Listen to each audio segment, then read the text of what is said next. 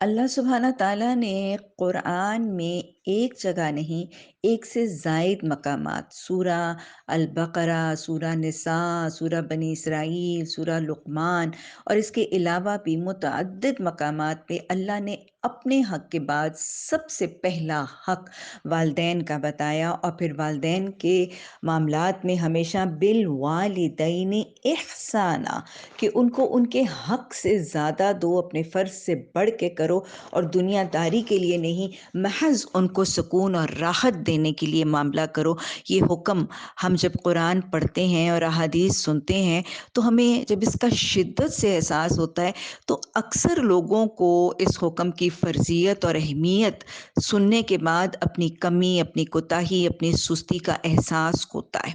لیکن ہمارا دین بہت خوبصورت اور بہت جامع ہے۔ قرآن اور حدیث کی تعلیمات ایک انسان کو مایوسی اور نا امیدی کے اندھیروں میں بھٹکنے اور ڈپریشن اور نا امیدی کی دلدل میں دھنسنے سے بچا لیتا ہے۔ ہر موڑ پر جب انسان قرآن کے احکامات سنتا ہے اور پریشان ہو اپنی سستی اور کوتاہی پر یا اپنی نافرمانیوں پر، تو اللہ توبہ کا دروازہ کھلا دکھا کے امید کی کرن ہی نہیں، ایک امید کا بہت بڑا سہارا دکھا دیتا ہے۔ اللہ نے سورہ زمر میں واضح طور پر فرما دیا ہے کہ اے لوگو، جو تم مایوس ہو گئے ہو، کہ وہ سارے کے سارے لوگوں جو تم نے اپنی جانوں پر بڑا ظلم کر لیا، یا عبادی الذین اسرفوا علی انفسہم لا تقنطوا من رحمت اللہ ان اللہ یغفر الذنوب جميعا، کہ اے لوگو تم نے اپنی جانوں پر بڑا ہی ظلم کر لیا، بڑے ہی گناہ اکٹھے کر لیے، تو تم نا امید نہ ہو جاؤ، اللہ سب کے سارے گناہ بخش دیتا ہے۔ اور کب تک بخشتا ہے کہ اللہ سبحانہ تعالیٰ فرماتا ہے کہ میں، نبی صلی اللہ علیہ وسلم فرماتے ہیں کہ ان اللہ یقبل التوبۃ العبد ما لم یغرغر، کہ اللہ بندے کی توبہ اس کی موت کی غرغر کے وقت تک قبول کرتا ہے، اور وہ تو کہتا ہے کہ وَمَن لَّمْ يَتُبْ فَأُولَٰئِكَ هُمُ الظَّالِمُونَ، کہ جو توبہ نہیں کرتا وہ بہت ہی ظالم ہے۔ تو توبہ کا دروازہ تو ہماری موت کے وقت تک کھلا ہے۔ کثرت سے اپنی کمیوں اور کوتاہیوں پر استغفار کرنا، اعتراف کرنا، اعتراف کرنے کے بعد نادم اور پشیمانی سے کثرت سے استغفار کرنا، یہ بہرحال ہم قرآن میں دیکھتے ہیں کہ توبہ اور استغفار کی قبولیت جو ہے وہ اس کے ساتھ اصلاح کرنا ضروری ہے۔ اب اس کنڈیشن میں جب والدین فوت ہو چکے ہوتے ہیں اور پھر اولادوں کو اپنی کمیوں اور کوتاہیوں کا احساس ہوتا ہے، ویسے میں یہ بھی ضروری کہوں گی کہ یہ شیطان بڑا ہی خناس ہے۔ جتنی دیر تک والدین حیات ہوتے ہیں وہ ان کی بیماری کو طویل سے طویل اور ان کے بڑھاپے کی کمزوریوں کو طویل سے طویل ہونے کا تذکرہ کر کے اور یہ خیال اور احساس دلوا کے اولادوں کو سستی کی طرف مائل کرتا ہے کہ یہ تو پتہ نہیں اب شاید اب ہمیشہ ہی ایسے رہیں گے اور میں کتنی دیر ان کو سنبھالوں گی یا سنبھالوں گا، اور وہ انسان کو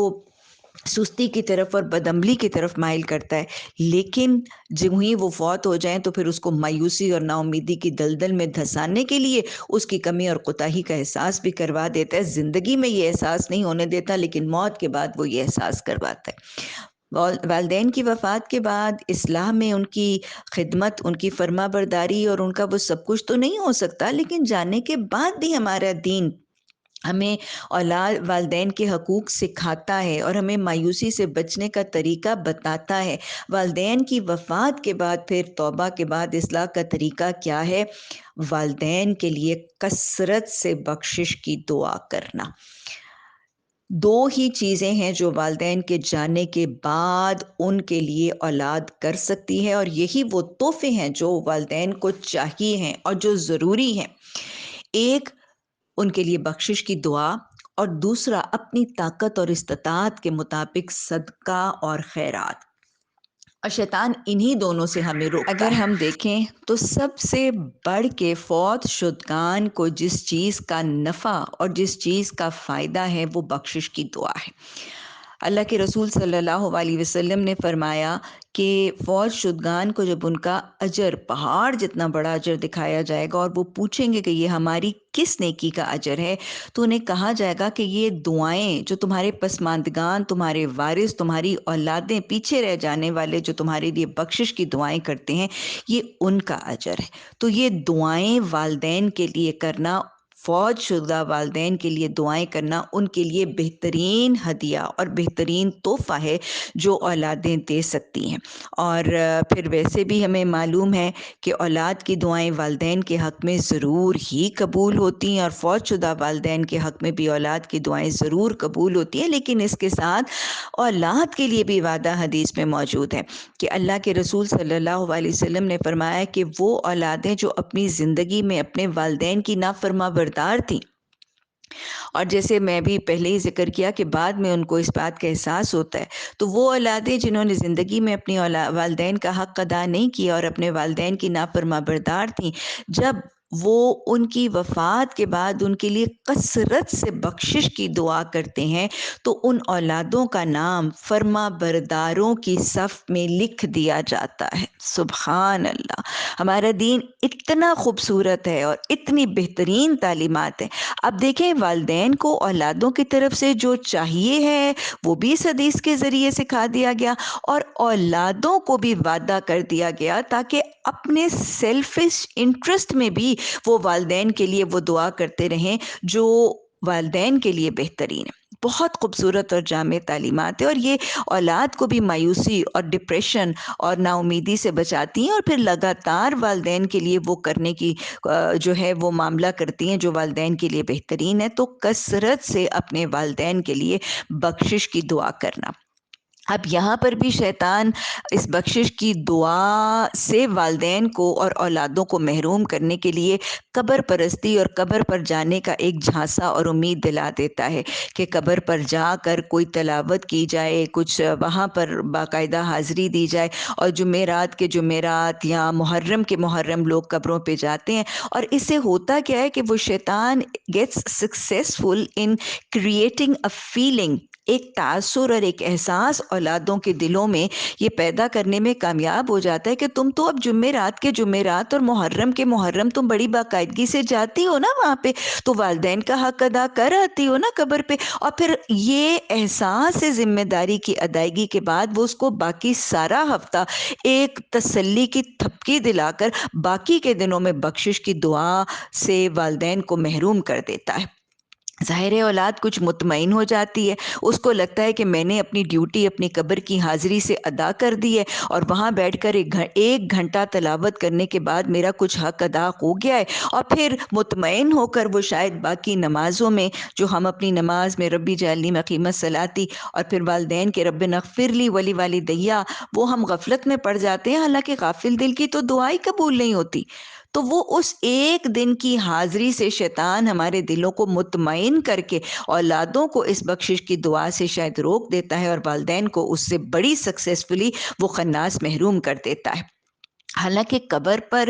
دعا تو اللہ ہی سے کی جاتی ہے، اور میں قبر پر جانے سے منع نہیں کر رہی، اگر اداسی ہے، قرب کی خواہش ہے تو جایا جا سکتا ہے، لیکن صرف ایک حاضری اور بخشش کی دعا اور وہاں پر بیٹھ کر قرآن پڑھ کے اپنے آپ کو مطمئن کر کے پلٹا کے باقی کا سارا ہفتہ ان کو بخشش کی دعا میں بھول جانے کے لیے یہ عمل میں پسند نہیں کروں گی۔ آپ جائیں، کسی نے قبر پہ جانا ہے، ایک اداسی کا احساس ہے، قرب کی خواہش ہے تو چلے جائیں، لیکن اس کو ایک ریگولر ریچول اور حاضری بنا کے اپنے آپ کو جسٹیفائی کرنے کے لیے نہیں۔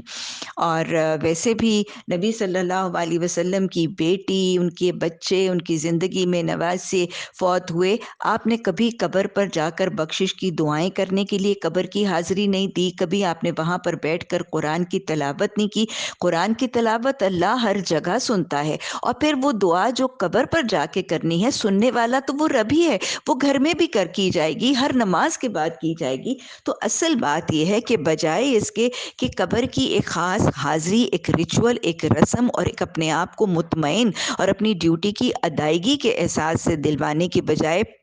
ہر وقت ان کے لیے بخشش کی دعا کریں، اپنے لیے یہ معمول بنا لیں کہ آپ نے اپنی نماز کے بعد آپ کو دعا یاد ہے تو اپنے تشہد میں سلام پھیرنے سے پہلے ان کے لیے دعا کریں، اور سبھی فوت شدگان کی اللہم اغفر لہم کی دعا کر لیں، اور پھر سلام پھیرنے کے بعد باقاعدہ اپنے موبائل پہ وہ بخشش کی دعا ڈال لیں، اور وہ کثرت سے ہر نماز کے بعد کریں۔ اور پھر جب ان کی یاد آئے، اگر والدہ ہیں تو اللہم اغفر لہا کہہ دیں، والد ہیں تو اللہم اغفر لہو کہہ دیں، اور ویسے اللہم اغفر لہم سارے نانا دادی سارے فوت شدگان کے لیے اللہم اغفر لہم، بجائے اس کے کہ ہمیں ان کی یاد آئے، ہم آنسو بہائیں، ہم روئیں اور نان پروڈکٹیو یوز لیس کام کریں اور مایوسی اور مسنگ کے ایک وشیس سرکل میں جائیں، اپنے لیے لازم کر لیں جب کوئی فوت شدہ شخص یاد آتا ہے اللہم اغفر لہم اللہم اغفر لہم، یہ باقاعدگی سے ریپیٹڈلی پڑھیں، یہ ذکر الہی بھی ہوگا، آپ کے دل کو بھی سکینہ ملے گا، وہ جو اللہ قرآن میں کہتا ہے الا بذکر اللہ تطمئن القلوب، اس سے آپ کے دل کو بھی سکینہ ملے گا، اس سے دل وہ جو شیطان کی گندگی اور گندے وسوسوں سے ہے اس سے بھی شیطان کے وسوسوں سے دل بچ جائے گا اس ذکر کی وجہ سے، اور فوت شدگان کو بہترین ہدیہ اور تحفہ بھی چلا جائے گا۔ تو لہٰذا کثرت سے بخشش کی دعا کو معمول بنائیں، اور لگاتار جب بھی ان کی یاد آئے بخشش کی دعا کریں۔ شیطان اصل میں ہمیں ایک گائیڈڈ کام کی طرف لے جاتے ہیں، اور پھر ان چیزوں سے ہمیں اور ہمارے فوت شدگان کو محروم کرتا ہے۔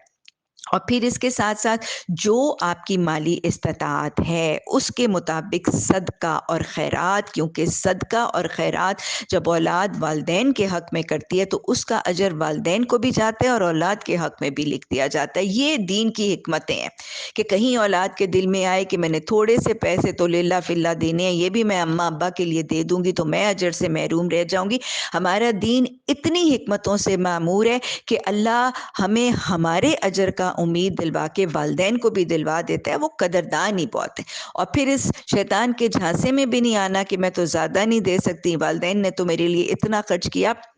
اپنے کھانے میں سے 2 روٹی کھانے کی بجائے 1 کسی کو صدقہ کر دیجیے۔ آپ کے گھر میں آپ نے لباس بنانا ہے تو اپنا 2 کی بجائے 1 بنا کے اپنے والدین کے لیے دے دیجیے، اور اپنا بھی ارادہ کر لیجیے، صدقہ کریں، خیرات کریں۔ اور پھر جو نیکیاں والدین نے آپ کو سکھائی تھی وہ کرتے ہوئے ان کے لیے بھی بخشش کی دعا کریں۔ اللہ سبحانہ تعالی ہم سب کو جن کے والدین حیات ہیں ان کا حق شناس بنائے، فرما بردار بنائے، والدین کے حقوق کی فرضیت اور اہمیت کو سمجھنے کی توفیق عطا فرمائے، ان کی قدر کرنے کی، جنت کے ان دروازوں اور وہ قدموں جن کے نیچے جنت ہے ان کی قدر کرنے اور خدمت کرنے کی توفیق عطا فرمائے، اور جن کے والدین رخصت ہو چکے ہیں اللہ ان کو یہ عمل اپنا کر اپنا نام فرما برداروں کی صف میں شامل کروانے کی بھی توفیق عطا فرمائے۔ اور میں یہ بھی درخواست کروں گی کہ اگر والدین رخصت ہو گئے ہیں تو اپنے گناہوں کا کفارہ بنانے کے لیے وہ جو اولادیں زندہ ہیں جن کے والدین حیات ہیں ان کو اپنی ندامت اور پشیمانی شیئر کریں، ان کو بتائیں کہ میں نہیں کر سکی، میں افسوس ہے مجھے اور ندامت ہے مجھے، تو تم اپنے آپ کو محروم نہ کرو، جتنی نیکی کما سکتے ہو، جتنی جنت کما سکتے ہو ان سے کما لو۔ آپ کے بتائے ہوئے ان مشوروں کی وجہ سے جب کوئی اور اولادیں اپنے والدین کی خدمت کریں گی تو انشاءاللہ یہ بھی ہمارے گناہوں کا کفارہ ضرور ہوگا۔